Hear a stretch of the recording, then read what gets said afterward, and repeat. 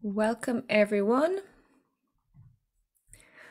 I'm here with Molly Adkins, and we're chatting today about the summit that we have coming up on the 14th and 15th of May, which is Get Unstuck in Business Using Your Voice. Molly, you're so welcome. Just to let everyone know, Molly is a sound healer. She uses the voice and humming, and she helps her clients find their own personal musical scale, which hits on each chakra. Tell us a little bit about how you got to doing this kind of work, Molly, and just give us a little insight into where you're coming from with the voice. It's been a long journey to get to this point. I was a voice major. I studied Japanese music and I sing Japanese folk song. But when I got into the sound healing, I, of course, have been learning about how different instruments can really affect or how to heal the body. Um, However, what I kept coming back to was the voice and how the voice can really heal the body, whether it is, I don't know if you can hear that knocking. There's a woodpecker on the outside of Is my that door. a woodpecker? Oh my goodness! I get so distracted when it's You know, it's one thing you don't hear in Ireland very often is the woodpeckers, but around this area, we do hear them quite a lot. And Mike and I heard one out for a walk yesterday, and that's their way of using their voice in nature, right? yes, yes, it is. So it's another type of voice, even though obviously it's more like an instrument because it's hitting Right. the beak is hitting the wood, and they like to go for like wood that's a little bit hollow, so because then they can build their nests in there, right? Right, right. I was talking with the property manager yesterday, and she's like, "Yeah, he's just making all kinds of nests and all the sides of the building all the way around." So, Not to worry at all. I'm sure some people will be able to hear that in the background, but it's not that loud for us. It's probably a lot louder for you. it probably is. So, how did I get into singing and using the voice for healing?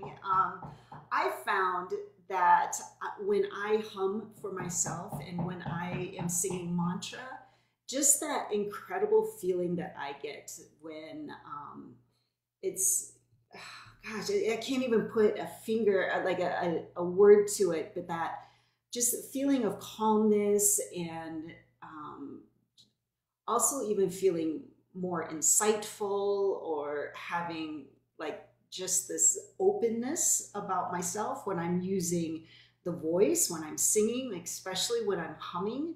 And I use that in meditation. At the beginning of most of my meditations, I'll spend the first 5 minutes just humming to help get myself focused and then also to start healing the body, healing the chakra. If I'm feeling like, oh, I really need, feeling funny in this area, I just use the voice, use the humming, the vibrations to heal and to get that energy moving. It's so interesting because I don't think a lot of people realize that singing can heal your chakras. I mean, so most people know that, if you sing, you feel good, that your body feels more energized. And I certainly always talk about how we use oxygen slightly differently, we breathe slightly differently, and we stand differently also when we sing. But from the energy perspective, from like an energy healing perspective, how does humming really affect your energy, your chakra energy? Right. So we are all of us and everything around us is vibrating at all times, right? And then when we use the humming, we can actually in our mind direct the vibrations to different locations in our body. And then with that intention, so for example, a lot of us, including myself, I hold tension in my shoulders. So when I hum, I try to hum on the tone that will bring the most vibration to the shoulder area. And as I'm doing that, I can actually feel sometimes immediately just that kind of relaxation and that feeling right there in the shoulder area. And it's all about the technical term is entrainment. So it's bringing the vibrations, like the vibrations might be stagnant or deficient in that area that might be feeling stuck. And so by using the voice and having this, or using humming, which is vibrating at a, for lack of a better word, and not, I was going to say normal, but balanced, balanced vibration. And then it'll bring the vibration of the area that you're targeting to that same vibration. It'll bring it up to that vibration. And how do you find the vibration that matches that area of your body? Right. So there's different ways of doing it. I actually have a way of finding your personal musical scale. So we use this technique of first finding the root chakra tone that resonates with your body the most. And then once I'm able to find the root chakra, then I can find I already know what the scale is that coordinates with each of the other chakra. Mm. Finding that root, finding that foundation tone is the first thing that we do. Wow, it's so interesting. And I to let the listeners know, I've actually done that class with you, and I found out my musical scale, and I have to admit I haven't been using it very much lately, but I'll have to get back to it. The theme of our summit is to get unstuck in business using your voice. So how do you think that what you're doing would relate to people in work situations or professionally? Right. So there's two things that come to my mind immediately when you ask me that question, in two different ways. So our chakra, our energy centers, and if you have excessive energy or deficient energy in your energy centers, in your chakra, then you're going to be feeling different, for lack of a better word, symptoms per se. So you might, if you are taking your solar plexus is about confidence and getting out there, right? So if you're feeling a deficiency in the solar plexus and that energy, you're not going to be wanting, you might feel resistance on putting yourself out there on Facebook, for example, or getting on a live like this. You might just be like, yeah, I don't want to get out there. So if you're not putting yourself out there for your business, how are people going to find you? Right? So, you can't, you have to be able to be confident and being out there to talk about your business and to show what you're doing. So by using the tone that coordinates most with the solar plexus for you, then you're in bringing that balance to that energy, you're going to feel more confident and feel less resistance. Like you're just really feeling like, gosh, yeah, I think I'm ready to get out there. I think I'm ready to do this. And is one way. Even like the business is a lot about communication, right? Being able to talk about what we do and being able to, just explain about what we do for people, right? To see if they want to join us. So using the tone that is directly related with the throat chakra, because the throat chakra is all about communication, right? So you often, like, even before I'll make a Facebook post, somehow I'll just sit here for 5 minutes and hum the tone that goes with my throat chakra. And then it's this humming meditation, really. So it's bringing in that balance of the energies in the throat chakra, but also part of that meditation and that being open to ideas and to, tapping into your intuition. And so that's all intertwined with using the humming meditation to get out there and be able to communicate about your business. It's so interesting because even I'm sure you've experienced it too, but I used to hold myself back a lot when it came to expressing what I did in my work because I didn't fully believe in the value of it for a while. And it was only when I got really in tune with what my mission was, like my message. And for me, my main mission is to let people know that their voices have value, that each individual person has something that they are designed to say during their lifetime. That doesn't always mean that you're designed to speak about it. You're designed to live it, designed to show it, designed to give it the example of that in your life. But there's usually one or two core values that it makes your life worth living. For me, it's the value of you have value. It makes my life worth living. And it made me much more comfortable promoting what I do, because I wasn't promoting me in the same way. So it's something that I'm planning to talk about in my own presentation at the summit, is how when you find that mission, that you're less self-conscious and you're more mission conscious, and that you find that voice to say and do what you need to do without holding yourself back as much. What was your experience with helping get your mission out there, or get your own confidence? Right. Yeah. It's been a whirlwind, to be honest. I've spent my life doing all these other things besides what I'm doing right now. But I think it's brought me to this point.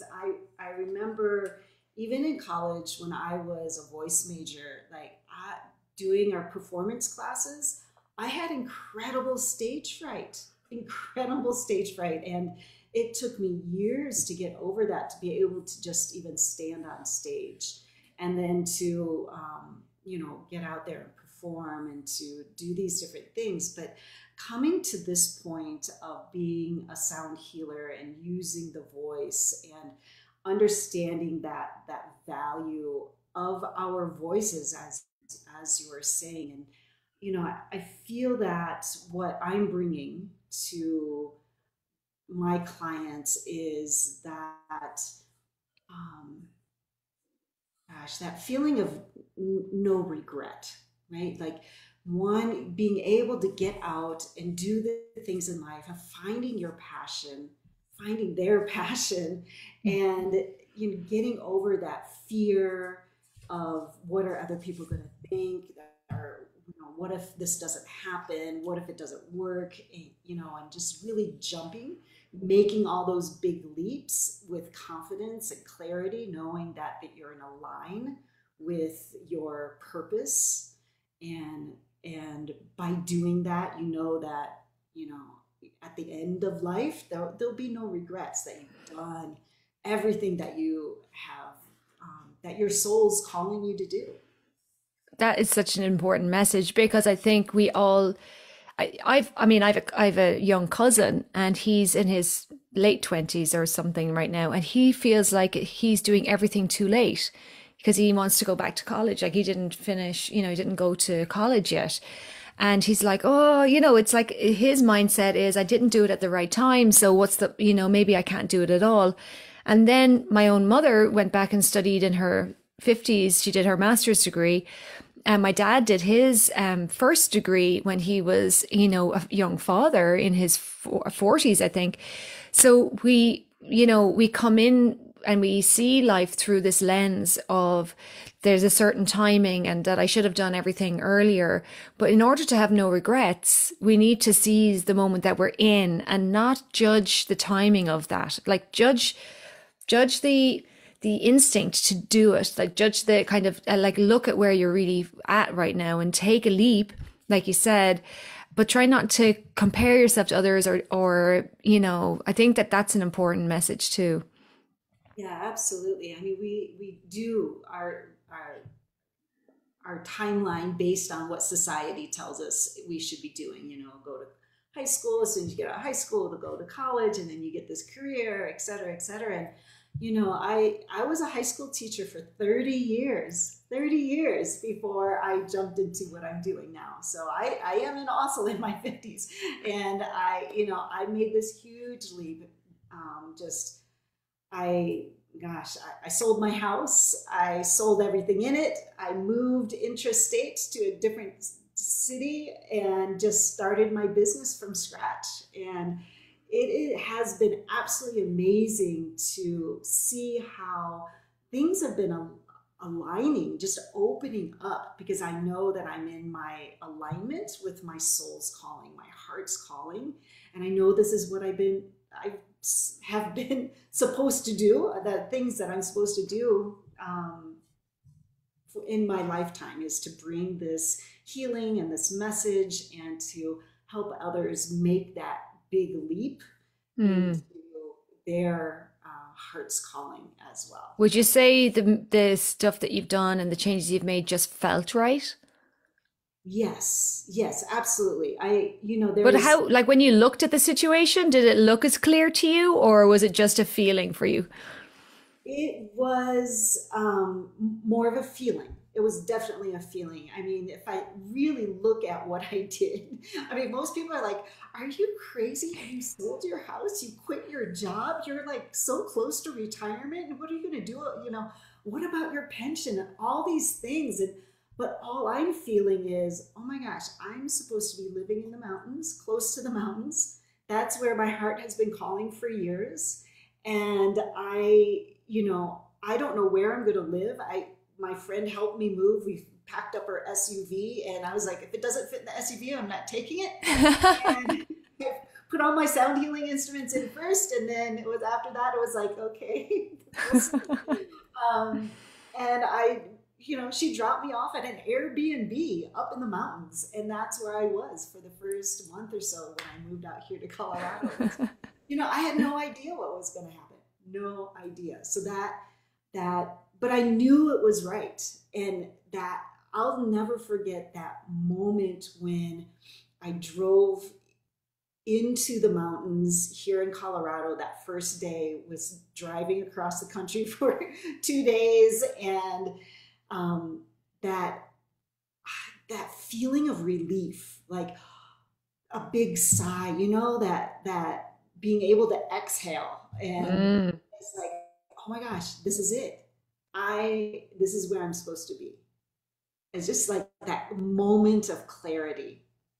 And yeah, it's so hard to explain that feeling, but just knowing that.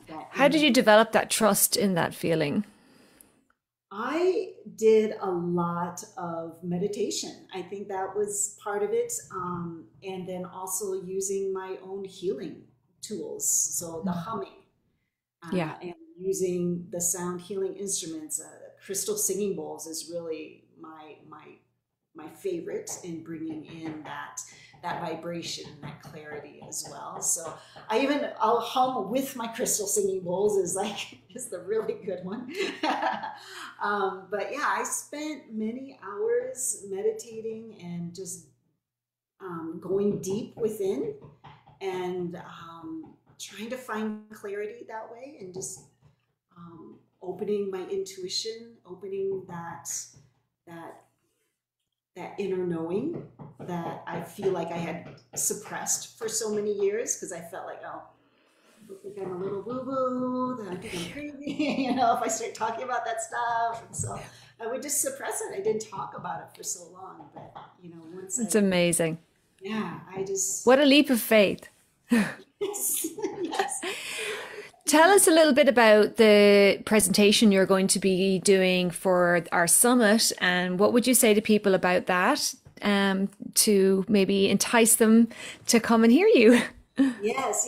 So I will be talking about my journey from, using my voice in all these different ways, from opera to Japanese folk song, and now for mantra and humming, and that journey, and why it was so important for me to experience each of those events or those times in my life, to be able to feel that confidence that I have now.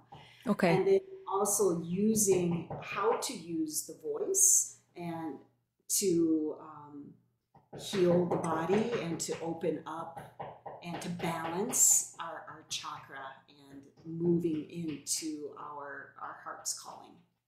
Beautiful. Because when it's your heart's calling, that actually helps their confidence. Yes. Yes, it I think does. that sometimes, I think, sometimes people go into business and they're like, okay, go, go, go, and like, gotta get it, and I gotta promote myself. But when your heart is calling you to take up a certain type of role or a certain type of business, it's a softer feeling Yes. than, say, like, I sometimes feel like the word marketing is like, oh, help, the word marketing is awful. But when it comes down to it, we just need to let people know we're in business, and we need to be sharing our own beliefs and sharing what we think about stuff so that people get to know us. And from there, people will be drawn into the fold and join our communities and start to want to work with us.